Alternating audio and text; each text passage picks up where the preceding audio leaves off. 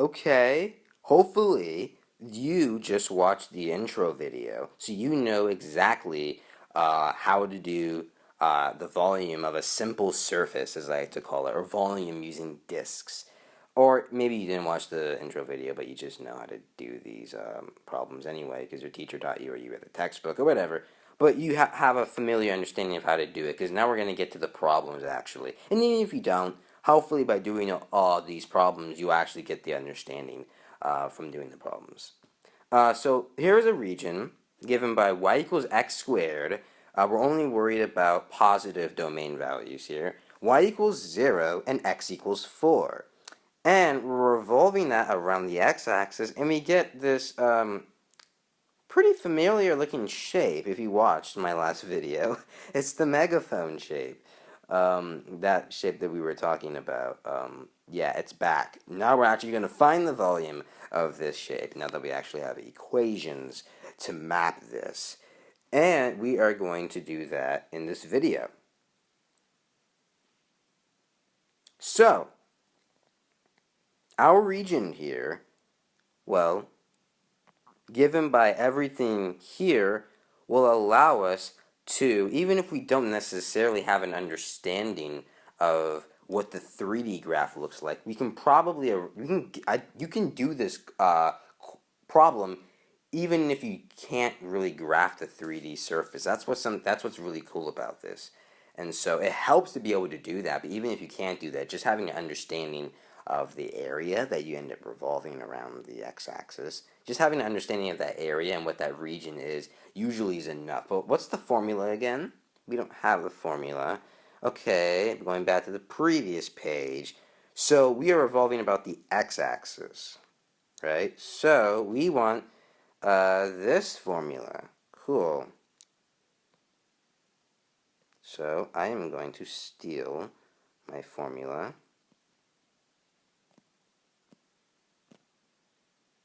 Whoa.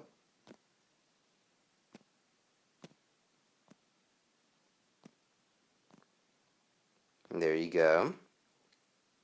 And so now, let's tackle this problem just straight from the formula. So, integral, I'll leave the a's and b's there for now, but we have a pi, which, by the way, when you have a constant, as you probably know by this time, you can just pull the constant out, right, out of the integral, and it'll make it easier to evaluate it. So that might be the first thing you want to do. Just pull the pi out, put it out there. So now you just have the radius squared, dx. So the radius squared, in this case, what would be the radius? Well, the radius, if I split this up into lots of different parts, if I split up in lots of different parts, I look at what's the radius of each of my cylinders, saying that the height is the width. So the height is in this direction, the height's in the horizontal direction, which might be a little weird to think about. But if we say that, then the radius is then in the vertical direction, and your radius then, not the diameter, the radius is simply this,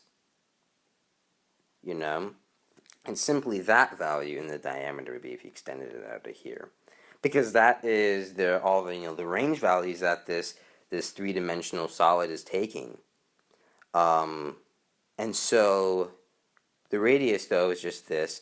What is that? That's just the f of x. That is actually your function, whatever value the function is at a particular point. So the radius here is simply just your function.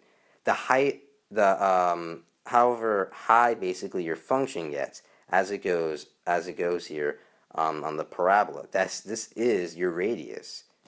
The values, the y values of that function. This, y equals x squared. So the radius is just x squared.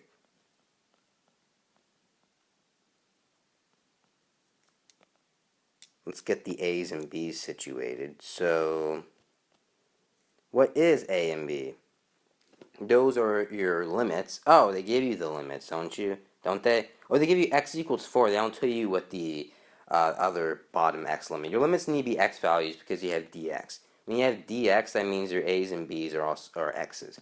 dx means a's and b's are x's. So One x value is 4, the other x value you don't know, but they do tell you y equals 0. Y equals 0 is that line, right? That's y equals 0. So that would mean x equals 0. The point where the graph of x squared is equal to 0 is at x equals 0. So your other limit will be x equals 0.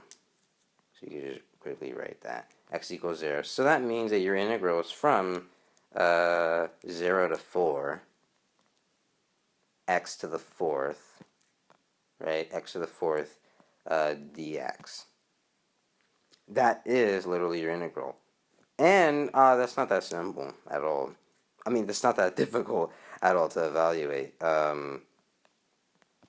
Antiderivative, 5th x to the 5th, from 4 to 0 equals pi. So when you plug in 0, you just get 0. So you can just forget about that limit. And so it's just pi a 5th, 4 to the 5th, which is 1,024 over 5.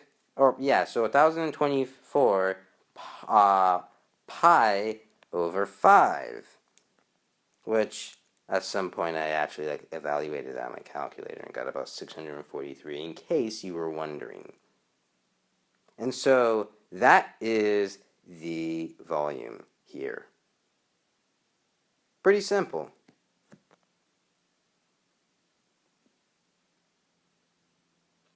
And I have another problem for you to do so that you can get practice. I'll let you do it, and then I will go over and show you how to do it once I give you some time to do it. But that will be in the next video, so come back. Okay, there you go. First problem, showing you how to find the volume of a simple surface using disks.